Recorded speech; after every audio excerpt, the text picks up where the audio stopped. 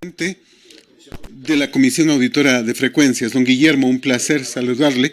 Está con nosotros don Guillermo Navarro, de la manera más comedida, siempre es un gusto tenerlo a través de Radio Colosal. Don Guillermo, ¿cuál es su criterio? Sé que usted no ha seguido a profundidad el tema del nuevo concurso de frecuencias al que se ha convocado, pero ¿cuál es su criterio? ¿Es conveniente en medio de una grave crisis económica que se convoque a un concurso que significa una erogación de por lo menos, nosotros calculamos unos $20,000, diciendo poco, a ver si hay la posibilidad de que el Estado le concesione una frecuencia? Placer saludarle, bienvenido. Gracias a usted por la invitación a conversar. Lo primero que tenemos que estar absolutamente claros es el hecho de que en estas circunstancias en las cuales hay limitaciones, por ejemplo, de propaganda, que es uno de los elementos que permite subsistir a los medios de comunicación, no se puede estarles exigiendo, ¿no es cierto?, un pago adicional cuando no tienen recursos. Eso contraviene toda la política de reactivación, ¿cierto?, por un lado. Pero por otro lado, lo más importante es el hecho de que la resolución sobre las frecuencias era la anulación de todas las concesiones de frecuencias. Eso lo dispuso inclusive Contraloría, ¿no? Pero parece que se anuló el concurso, pero se dio derechos a los que entre comillas habrían ganado el concurso. Hay muchas frecuencias que no han salido a concurso y que se presume ya fueron asignadas. ¿En qué instante? ¿En un concurso ilegal? Vea, lo que ocurre es que la resolución de Contraloría no contempla excepciones. Uh-huh. En consecuencia, si no contemplaba excepciones, lo que tenía que hacer es que todas las empresas, todos los de radio y televisión tenían que presentarse al nuevo concurso, ¿cierto? Pero como parece que en la nueva concurso no se presentan algunos porque les dan por sentados de que su concesión continúa contraviniendo lo que dice la Contraloría, sería necesario que estemos claros en que este es un procedimiento que habitualmente se utiliza cuando se quieren acallar unas determinadas voces y se quieren incentivar las voces que aplauden o que por lo menos callan ante todos los problemas que se están suscitando en el país, ¿no es cierto? Hay medios en este momento que ninguno hace relación al problema de la resolución ministerial 179 sobre la progresividad del uso de la fuerza. Ese es un problema enorme, ¿no? O sea, decir que las Fuerzas Armadas pueden usar la fuerza progresiva es lo mismo que decir que pueden disparar, ¿no? No, lo que ocurre es que el 179 es explícito. Ya. En los 5 puntos que va estableciendo, el 5º punto establece el uso de armas letales. Y como ahí mismo se dice que es cuando ya no logran controlar y son terroristas, y como el ministro Jardín ha dicho que los manifestantes son terroristas, lo que están institucionalizando es necesariamente el asesinato de los manifestantes. ¿Estamos abocados entonces a una masacre? Naturalmente, si es que se atienen. Pero lo que están olvidando, ¿no es cierto?, lo que olvidó el ministro Jarrín, que es el que más apunta hacia la letalidad, es el hecho de que, de acuerdo al texto constitucional, prevalecen los derechos humanos. ¿Cierto? O sea, prevalece inclusive sobre la Constitución ecuatoriana, así lo dice la Constitución. Y el elemento principal de los derechos humanos es el respeto a la vida. Básico. ¿Cierto? En consecuencia, eso viola la Constitución, puesto que viola los derechos humanos. Pero además es algo absurdo que no se reconozca el derecho a la resistencia, que es un derecho a manifestarse, ¿no es cierto? Y que esté en la Constitución también. Y que esté en la Constitución. En la Constitución, así es. Y en consecuencia, lo que se pretende es que quien sale a manifestarse es calificado terrorista y necesariamente pues eso implica la posibilidad de que se haga uso de armas letales, que ya se hizo en la manifestación anterior de octubre, y necesariamente implique una masacre de los manifestantes. Pues. Cierto, ahora yo creo que a eso hay que adicionar lo siguiente. Ya se habla, ¿no es cierto?, de una bomba en el canal 4, ¿no? En Teleamazonas, sí. En Teleamazonas. Y eso lo que nos recuerda es que cuando se quiere necesariamente aplicar las medidas más extremas, se acuden a autoatentados o bombas que colocan las entidades de las Fuerzas Armadas y de la policía, ¿no es cierto?, precisamente para crear una situación que conduzca a que la gente crea que es justificable el problema de la letalidad. No olvidemos que este recurso lo han utilizado en muchas oportunidades en la historia del país, pues. Sin embargo, Muchas. Sin embargo, para muchas personas, de alguna manera, esto se justifica, es decir, la posibilidad del uso progresivo de la fuerza, porque frente a las marchas de octubre, el incendio en Teleamazonas, en la Contraloría, la detención de militares y policías, no debe reprimir. Hay mucha gente que dice, bueno, los militares, nuestros policías fueron demasiado blandos y acaba de ocurrir inclusive en medio de esta crisis sanitaria. Hay gente que no quiere obedecer ninguna norma y que nos estamos convirtiendo en un estado difícil de controlar, porque somos difíciles de manejar la gente. Entonces dice, necesitamos fuerza. ¿No se contradice un poco con el tema?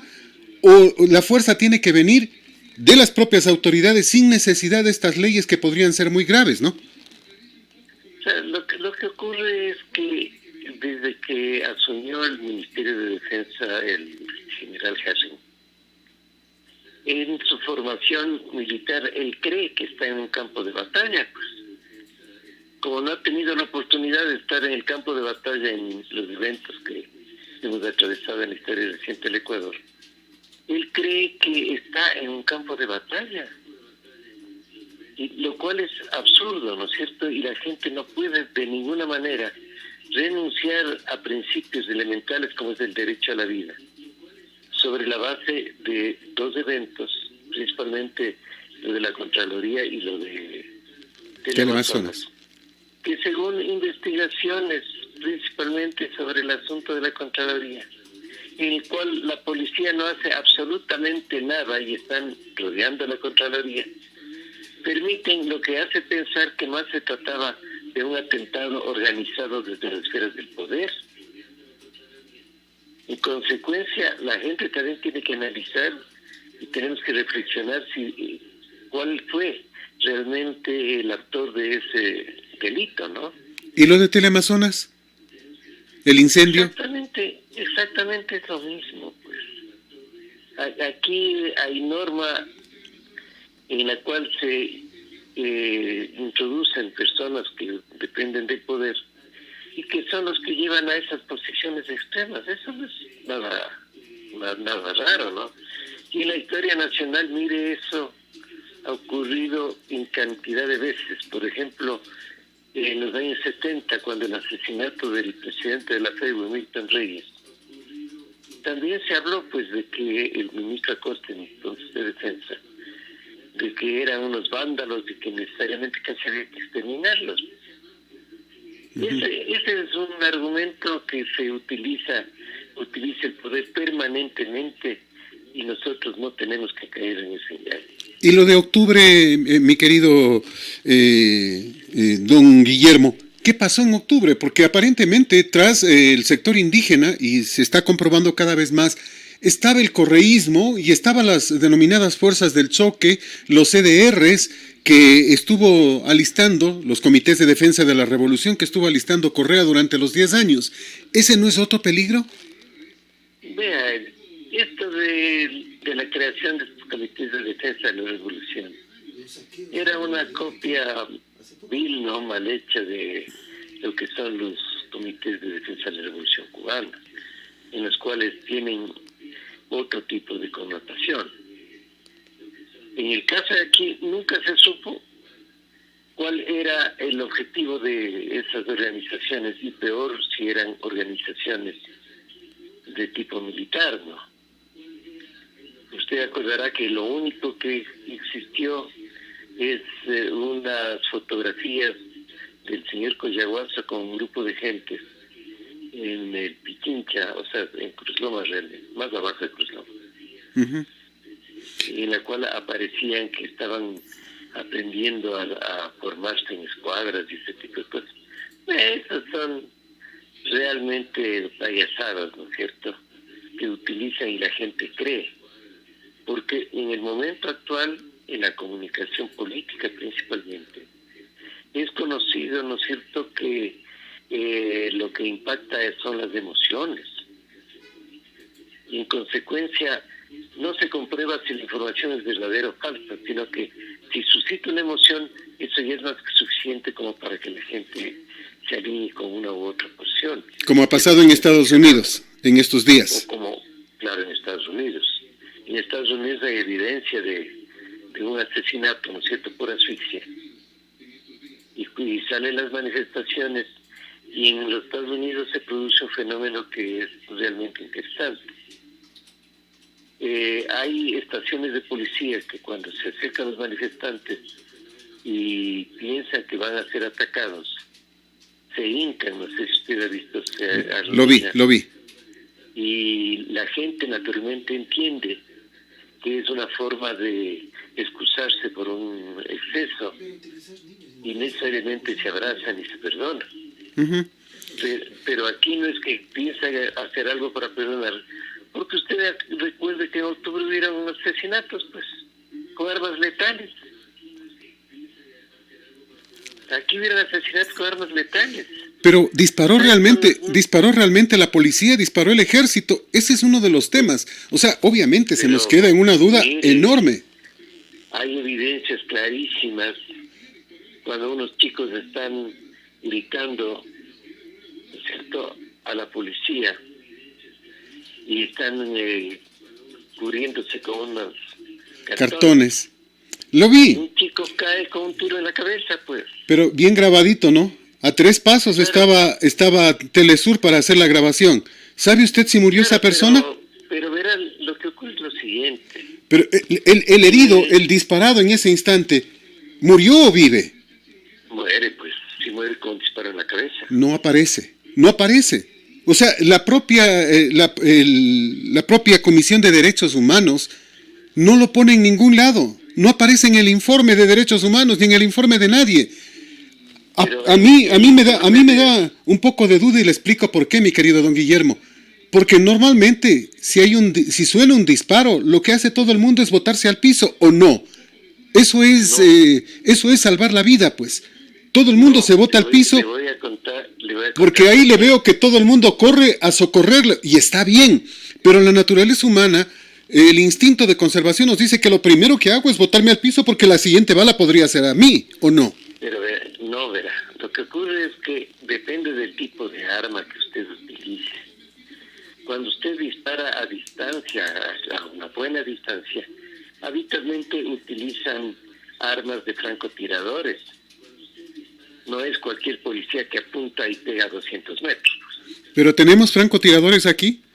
Obviamente. Les recuerdo que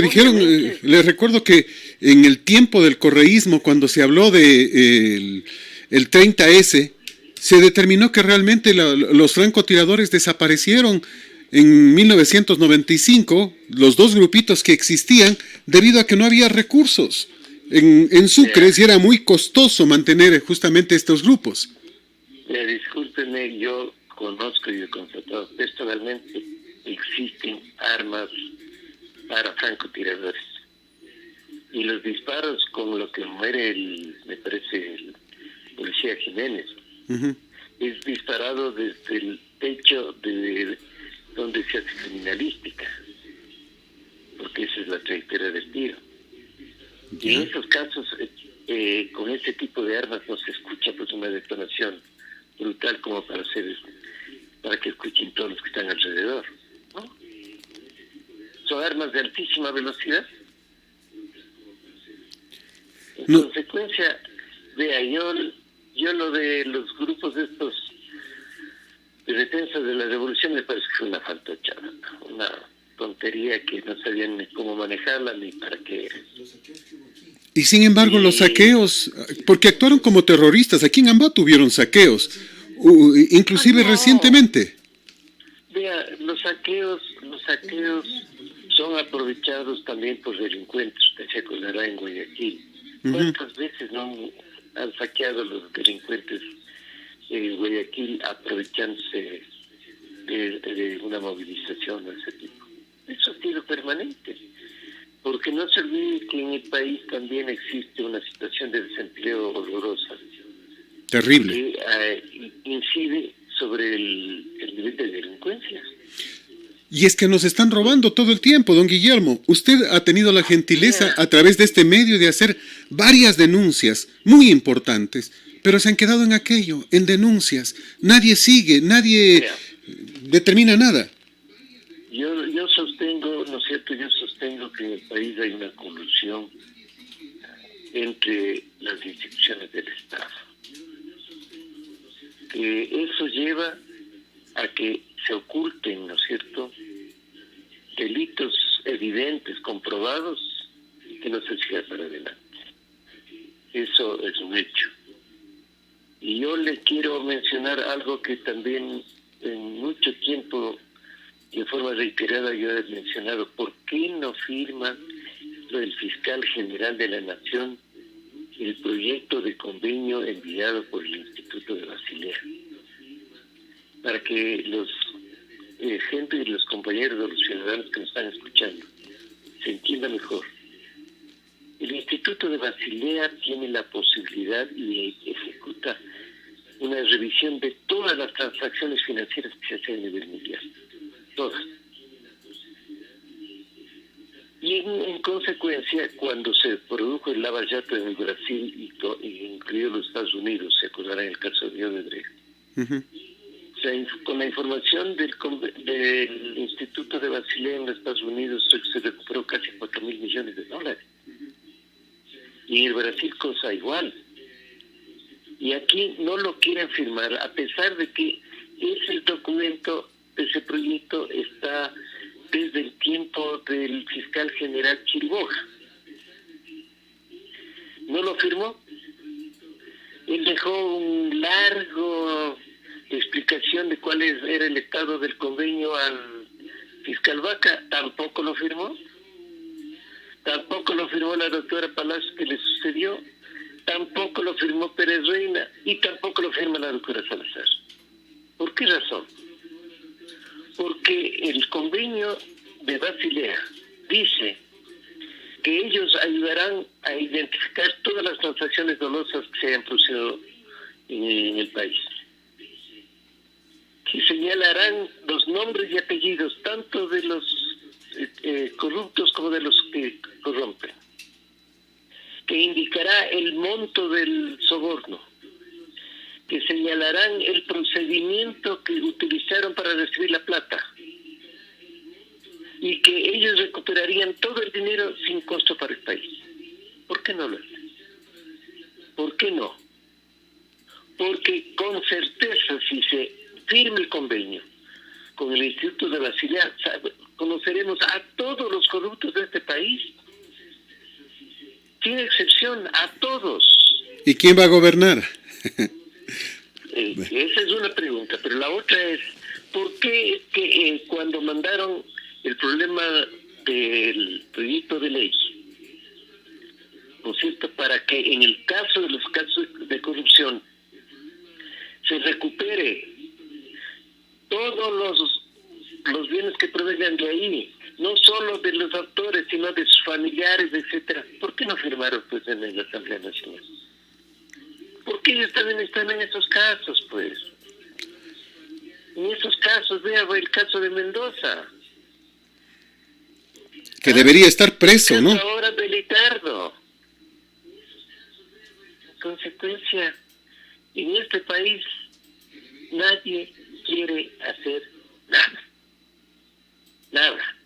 Porque se saben, ¿no es cierto?, que ellos también caerían porque gran parte son corruptos. en el país desde el presidente de la República. Y no pueden negarlo. Y es lo que nos está preocupando. Pero ¿y cómo y cuándo podremos hacer este cambio para que los que vengan, ojalá, no sean los mismos, no sea el mismo grupo y no siga pasando lo mismo? Porque para nosotros en este instante es urgente el dinero, es urgente tratar de recuperar lo que se avance, pero parece que para los políticos no. El asunto es que para poder realizar un cambio y atacar realmente a la corrupción y recuperar todos esos dineros mal habidos que circulan en el mundo,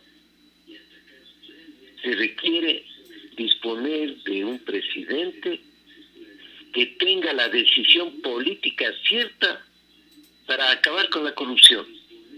Como buenos ejemplos son el caso de Indonesia, ¿no es cierto?, respecto a la corrupción del tiempo de Suharto, el caso de Malasia, el caso de Singapur, en el cual han tenido la decisión política los presidentes para decir, no, es de aquí,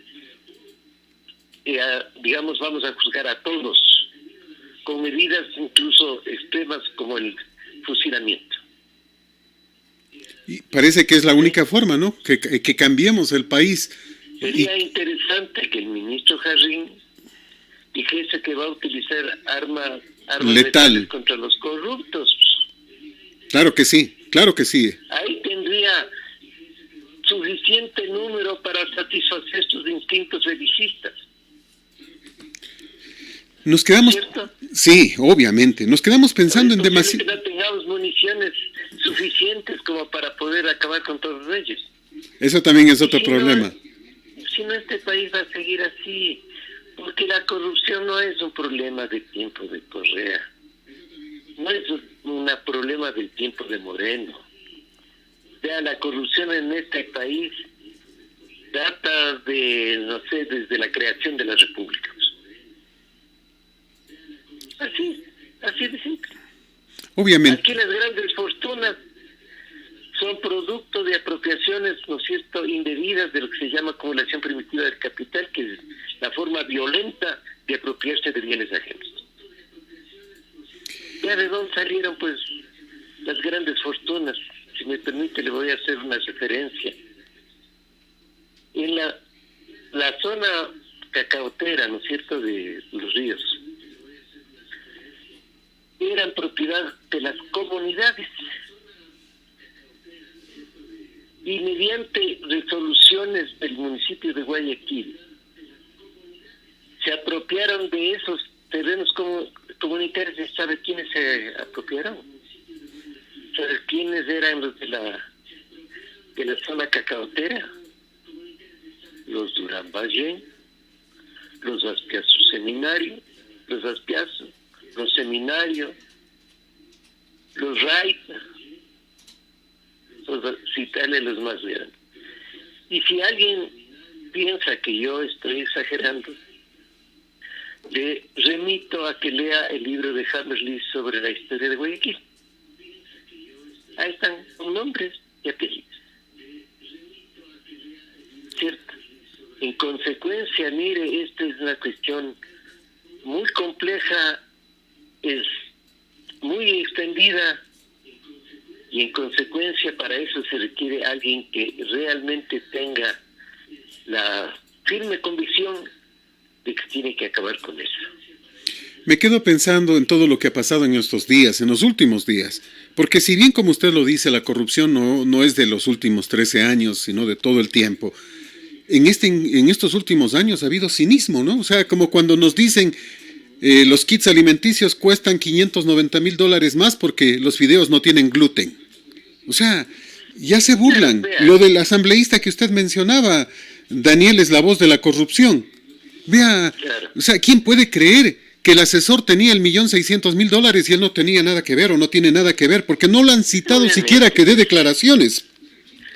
Pero vea, son tan burdos, que la señora Ocles dijo que la diferencia se justificaba porque ella tenía que embalar los kits, ¿no es cierto? Uh-huh. Y el contrato era compra de kits. Yo le hice que, digamos, entienda la mentira. Porque el diccionario de la lengua dice que el kit se entiende un conjunto de bienes adquiridos como una unidad.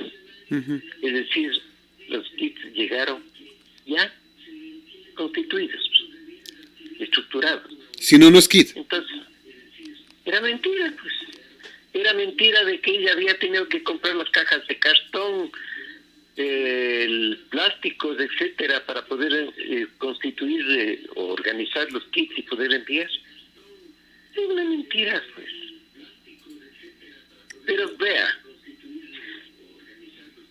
a la señora Ocles, para no juzgarle, ¿no es cierto?, por el delito, la fiscal dice, hablando de la coalición interinstitucional, dice que no tenía una prueba objetiva para poder enjuiciarse. ¿Y qué es el contrato firmado? ¿Qué es el contrato firmado? Que es ley para las partes. Pues, ¿qué prueba más objetiva que esa, pues? Es cierto. Pero me quedo pensando porque ahí también hay dolo.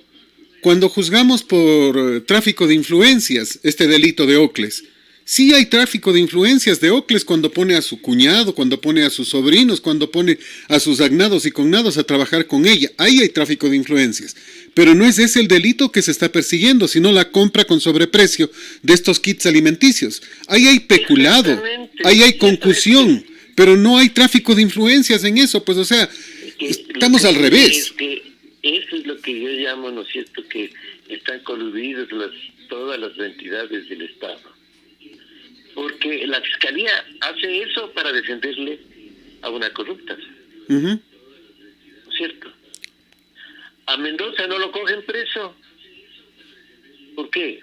Para que no hablen sobre lo que son los delitos de los asambleístas. Pero imagínese lo que es bajarse $7 millones para la construcción de un hospital. Lo desaparecieron, borraron de la cuenta ese dinero. O sea, claro, pero es que ese no es el único caso. Vea, póngase a pensar en cuestiones de los hospitales, ¿no? Esto yo lo conozco. Porque cuando yo trabajaba de asesor del presidente del directorio del BIES, pude constatar toda una serie de delitos de corruptelas de que le entregaban a quien construía, no sé, sus casas para perros, le entregaban la construcción de un hospital. Todo, absolutamente todo. Todo.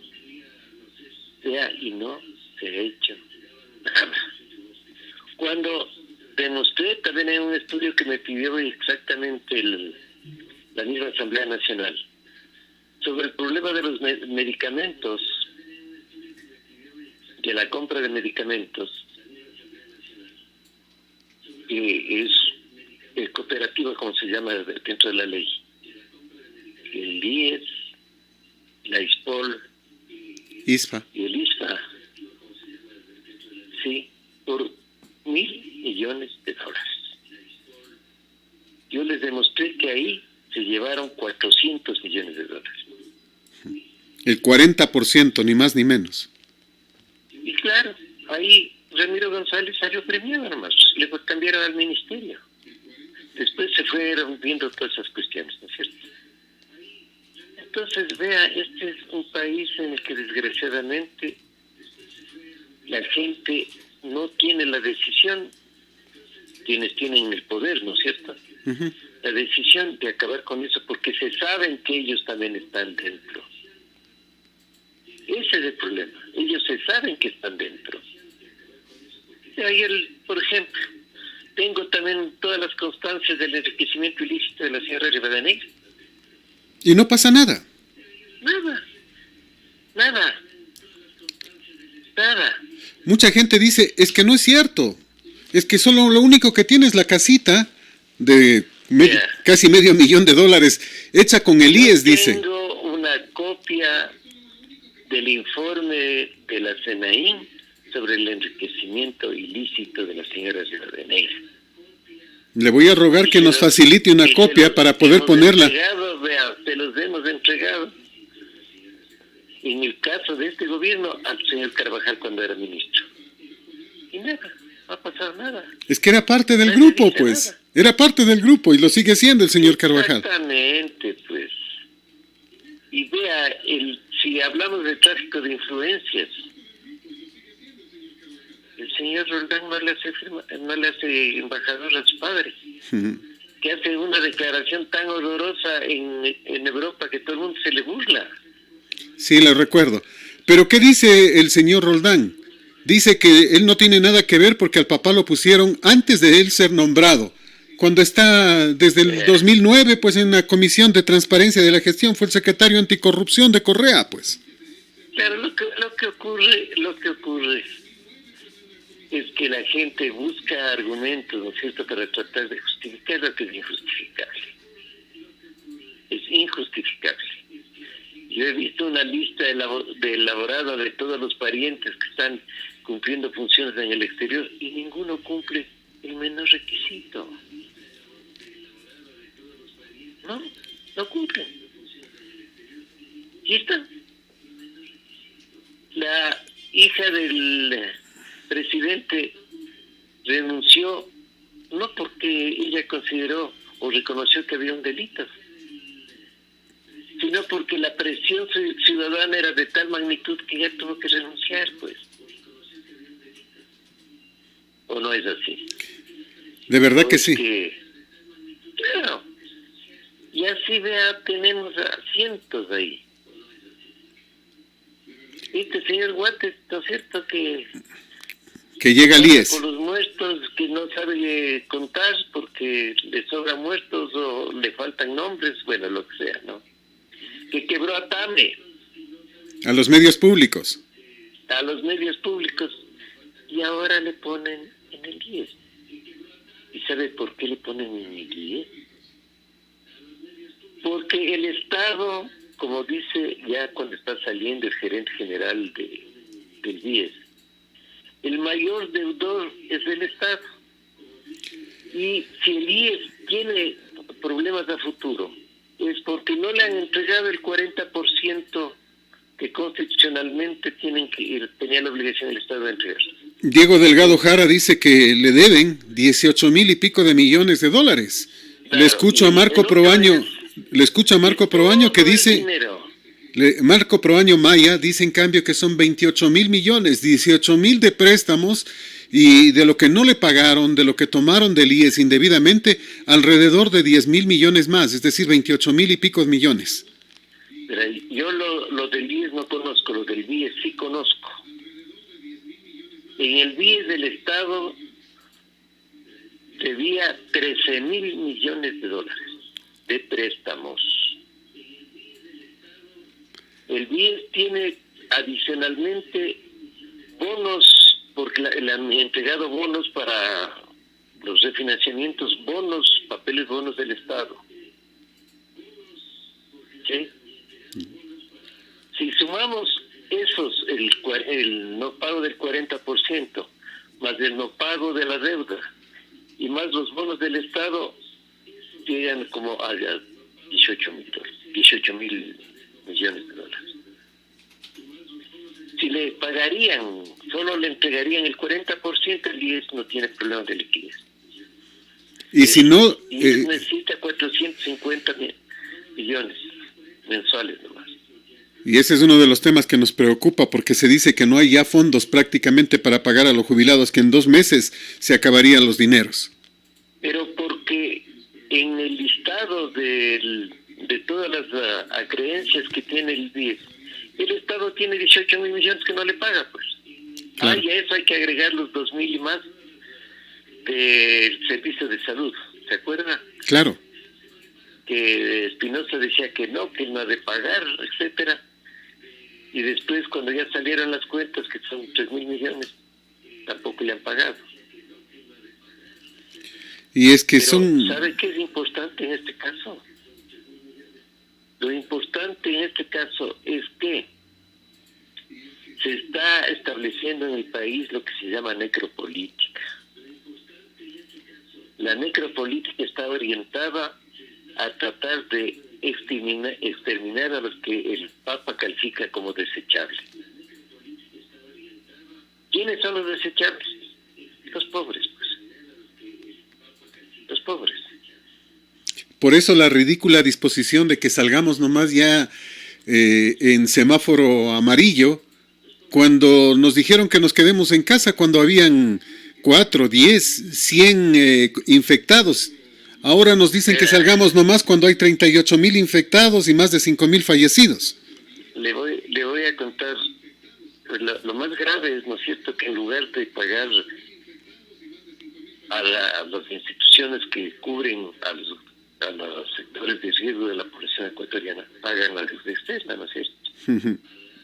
Y claro, no solamente es lo que anunció en principio el ministro Martínez, después ya dijo que también había pagado los intereses, después tuvo que reconocer que también le pagó a los bancos. Y que pagó 1,000 millones extras. Exactamente, y anticipada. Y que aquí, mientras tanto, para el sector salud no había plata, pues, ni para educación, había que recortarles. Pero ahí también hay otros delitos más graves de los que se han denunciado. Les voy a poner un ejemplo que conozco bien. Cuando hablaron de que no habían ventiladores suficientes, les preguntaron a los técnicos que iban a hacer las compras, ¿no es cierto?, del IES y del sector salud. Y dijeron que los ventiladores valen entre 50,000 y 100,000 dólares. Yo sostengo que eso lo dijeron preparando el atraco. ¿Sabe por qué? Porque un ventilador individual que no solamente insufla positivamente aire, sino que también saca el anhídrido carbónico, vale 2,500 dólares. Y dijeron entre 50 y 70. 100. Uh-huh. Y si a eso le adiciona el concentrador de oxígeno, usted está hablando de como 3,200, pues póngale 3,500 con el concentrador de oxígeno. Y yo le puse que eso es así, porque yo tuve un problema con mi esposa que falleció, que uno de los momentos, digamos, de esta enfermedad catastrófica que sufrió mi esposa es que se paraliza no funcionan los músculos intercostales y el diafragma, es decir, no puede respirar. Uh-huh. Y yo lo compré. Yo tengo esos equipos todavía. Por eso es que yo doy fe cierta, porque tengo las facturas, pues. Yo compré, yo no tengo el equipo. Y no solamente eso, sino que Israel, la empresa que produce ventiladores, levantó lo que eran sus provisiones, sus derechos, digamos, como productores, los levantó y entregó toda la información técnica para que pueda en cualquier país del mundo producirse, ¿no es cierto?, sin ningún costo. Levantó la patente. Y ahí no dice nadie nada. Y las universidades, bien, gracias. Y las universidades, claro. Yachay, por ejemplo, que dijeron que iban a hacer, al final nada. Y solo es gasto. Pero adicionalmente a ese hecho, ¿no es cierto?, de que ya estaban preparando el asalto, pues no. Uh-huh. El asalto. Es que Israel produce ventiladores y entrega a nivel mundial en cualquier sitio a $200. Ahora, ¿qué le parece? Increíble, porque nos están robando, pero de forma terrible. Don Guillermo, obviamente, pues, no me quiero olvidar de un tema que yo quiero consultarle a usted porque sé que es un especialista. Cuando el señor Glass concesionó la telefonía celular, ¿concesionó el Internet? Porque las empresas ahora lo que más están vendiendo es Internet. ¿Realmente nos pagaron algo por la concesión del Internet o no? Mira, el problema hay que dividirlo, ¿no es cierto? Claro. En la primera parte, cuando se hace la telefonía móvil, la concesión que se le da es LIM. en una reunión privada en la que participan solamente el hijo de Slim, el presidente Correa y Gladys. ¿Qué es lo que deciden ahí? Que pagarán las regalías sobre una proyección de 3.700.000 abonados. Pero lo que ocurre es que esa proyección era dolosa, pues. Pero claro. Porque en el país en este momento hay 17 millones de abonados. Y probablemente más, porque hay gente que tiene hasta 2 teléfonos. Y siguen pagando las regalías sobre la proyección de 3.700.000. Así de simple. Ese ya es un delito. Pero me quedo pensando, ¿realmente concesionaron la telefonía celular, no internet, no televisión por cable? Donde yo conozco la telefonía móvil. Ajá, eso nada más, ¿no es cierto? Sí. Y entonces... Y no paga, pues ahora se está, en el mundo se está estableciendo cobros por internet. Para muchos, en este instante dicen internet debe ser parte de los derechos humanos, es decir, un derecho claro, sin costo. ¿Cómo lo hacemos? Hay una visión, ¿no es cierto?, de que se requeriría declarar como derecho humano público, ¿no? Uh-huh. Aquí este ex ministro de telecomunicaciones, que es periodista, el Vicano. ¿Ya? Él dijo públicamente que ya tiene copado todo el país con internet, etcétera, y entonces que todo vamos a tener ya un país digitalizado. ¿Se acuerda que dijo? Y que va a abaratar el costo también. Claro, ¿y ahora qué se demuestra? Nada. Que era mentira. Que era mentira. Vea, Cuenca, yo estuve ahí presente, trabajaba para el CREA, y se logró impulsar algo que me parece lo más elemental.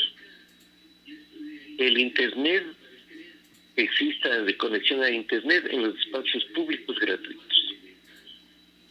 Ese es otro tema que nace con buenas intenciones y que lo han hecho varias ciudades. Pero la mayoría de las ciudades ese internet no sirve para maldita sea la cosa, simplemente es más corrupción nada más, porque eso no funciona. Y uno termina diciendo, bueno, nos toman el pelo. De la buena idea de ustedes, de algunos, sale corrupción. Sí, lo que ocurre es que en Azuay TAPA es la que maneja la telefonía móvil municipal. Es por eso que es diferente, ¿no? Y que funciona. Claro, porque es un problema de poner una conexión Wi-Fi, por ejemplo, en los parques, en las escuelas, colegios, hospitales, todos los sitios públicos. Y eso ayuda mucho. Obviamente. Pero ahora sabemos que los niños, bueno, unos tienen computadoras, otros no tienen nada. Consecuencia, no sirve. Y naturalmente la educación está a distancia. Otra vez el peso de todos los problemas cae sobre quién, sobre los pobres. Claro. Porque aquí una persona que tiene, ¿no es cierto?, ingresos normales, tiene pues computadora. Pero los pobres no, exceptuando la señora Pazmiño con su esposo Bucaram, que dice que están pobrecitos, que no pueden comprar una computadora, ¿no? Pero están desde Miami, ¿no? En un palacete. Pero, claro, pues, que han construido de la venta de las hamburguesas, dicen. Ellos nos toman el pelo. La familia Bucaram son delincuentes. Claro, hay uno que no sé. Acuérdate de lo de las mochilas. De todo. Del desayuno. ¿Cómo se llama? El desayuno, cuando estuvieron las aduanas. Las aduanas, el milloncito de... Ahora que están con Guates en el IES. En el IES. Y Guates es de la jorga de los Bucaram. Pues. Claro, claro. Entonces, ya. Eso es como para esperar, para saber lo que va a pasar, porque se nos quedan demasiados temas, demasiada preocupación, porque estamos inundados de escándalos de corrupción, porque nada pasa, porque las autoridades no funcionan, porque el combate a la corrupción solo son palabras, no hechos. Y en este ámbito de cosas, cuando más estamos necesitando la solidaridad, lo que estamos encontrando es que la gente empieza a rebelarse, que nadie quiere saber nada con los políticos, que tenemos preocupación de que nos van a seguir robando, de que las leyes se hacen solo en beneficio de poder meter la mano en el bolsillo por parte de los políticos y politiqueros. Se dan despidos, la gente que sale despedida se preocupa. Ayer aparecen nuevos datos, nuevos sueldos de TC Televisión, por ejemplo, ya subidos, y uno termina diciendo, bueno, ¿y qué? Se firma un contrato con Katrina Tala por $560,000 para hacer series cómicas, y uno termina diciendo, bueno, ¿hay tanto dinero como para eso? Pues vean, lo que ocurre es que aquí las instituciones están coludidas, como todos están metidos en la mano, ¿no es cierto? Ellos no van a hacer nada mientras no haya alguien que le ponga la mano fuerte. Eso es así. Si tenemos una asamblea con los mismos tipos de integrantes, no vamos a tener nunca una ley anticorrupción seria, porque están adentro también. Tenemos un prefecto, imagínese, de Guayas, que reclama honestidad, que no lo toquen, pero ya todas las pruebas lo apuntan directamente a él y a su círculo. Y uno se pregunta, ¿y por qué Nebot lo puso de candidato si sabía que venía del correísmo, del roldosismo, del centro democrático? Es decir, ¿qué pasó? ¿Sabe por qué? ¿Sabe por qué es eso? Porque han aprendido de que la forma más rápida de ascender socialmente y económicamente es meterse en la política. Antes se entendía que la política era, ¿no es cierto?, una labor que no cumplía en beneficio del interés general. Ellos lo han convertido a la política en el instrumento para satisfacer su codicia, su impudicia, etcétera, etcétera. Por eso es. Pero no tenemos salida. Con esta gente no tenemos salida. Lamentablemente es así. Lamentablemente es así. Yo lamento mucho, no sé si tengo que decirlo, pero hasta los nuevos líderes indígenas están volteando. Pues también ya está a favor de la minería. Hace rato. ¿No es cierto? Pero es que Atamaín parece que estaba ya coludida pues con Alianza País antes. Yo pensé que la nombraron por Pachacuti, después me dicen, no, ella responde a Alianza País directamente. Y el señor Cabrera, que aparece como social cristiano, también era de Alianza País, me dicen, si ha estado en el Consejo Electoral 10 años, conoce los tejes, manejes, las mañas y todo lo demás. Entonces, ¿cómo iba a reaccionar ese Consejo Nacional Electoral? ¿Cómo está, pues? Exactamente, pues. Vea, le voy a recordar algo para todo el Consejo Electoral. El señor Eduardo Mangas, se acordará, el secretario general de la presidencia. La presidencia de la República. El que dijo que perdieron las 2 vueltas con Lenin. Nosotros no ganamos ni en la primera ni en la segunda vuelta. ¿Qué dijo? Que el gobierno de Moreno es ilegítimo, pues. Obvio. Ilegal. ¿Sí? ¿Qué ha pasado? No. Y el presidente sigue ahí rodeado de los rupturas de los 25. Claro, ellos lo único que han aprendido en estos años es la perversidad, además, contra la gente pobre, contra la gente que no está en el robo permanente. Eso es nada más que eso. Don Guillermo, el tiempo es nuestro peor enemigo. Muchas gracias. Siempre es... Gracias a ustedes. Muy interesante conversar con usted. Le voy a molestar para pedirle públicamente, nos facilite ese informe, los informes que usted tiene, porque son varios, pero sobre todo el de Rivadeneira, porque creo que es importante publicarlo para que la gente vaya conociendo, porque muchos dicen, no, pobrecita, hubo enriquecimiento ilícito, se hizo de la hacienda de Caranqui de una forma irregular, nadie sabe cómo, pero una hacienda que dicen que cuesta varios millones de dólares, de pronto la tiene ella como propiedad, los hoteles en Esmeraldas, etcétera. Mira, lo que yo sé es que en el informe de la CNAIN se habla de la compra de 5 haciendas. 5. Entre las cuales utiliza como testaferra una tía.